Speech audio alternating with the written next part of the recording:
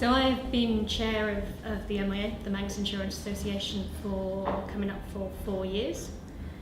During that time, it's been a period of change for the industry, probably more so than any of the previous time before that.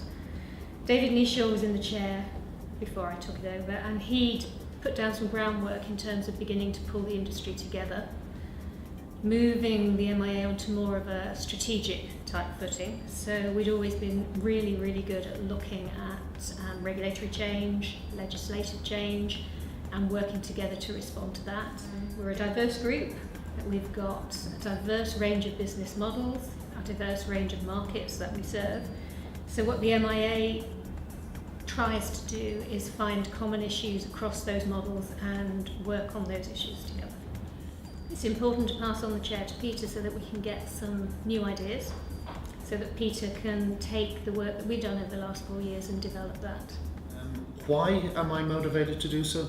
Because I think the Isle of Man is at a pivotal point in terms of change, and I think that change represents a degree of challenge but also opportunity for the life insurance industry here, and I feel very excited about it, and I want to be at the heart of that change, and I want the life insurance industry in the Isle of Man to be unified in its approach.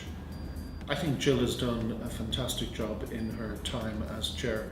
She has managed to, we can say, herd cats, can't we? And she has done that incredibly well. It's a very challenging role. Trying to get everybody's agenda in the same place is demanding. And Gill, through her calm leadership, I think has achieved that very well. And I will certainly be looking to emulate some of that kind of same leadership going forward.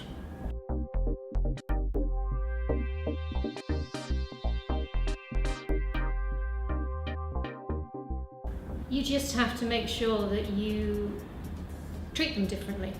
So you take one approach to your day job and you take the approach that's needed to the MIA chair. It does take up a significant amount of time, and it's a balancing act, so you need to clear the way to make the time for the MIA, but also make sure that it doesn't end up impacting on the job you're paid to do, really. But what it can do is provide an insight that you can take into your day-to-day work that's quite beneficial. You're wearing those two different hats. How's that going to work? Because you've got certain agendas that you want. You've got to look after what is right for your company, but you've also got to look at other people's interests as well. How do you manage to balance those two things? Sure.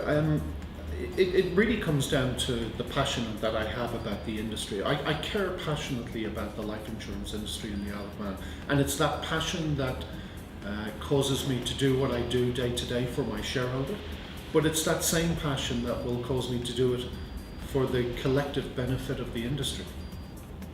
Now, what about when you get a conflict of interest?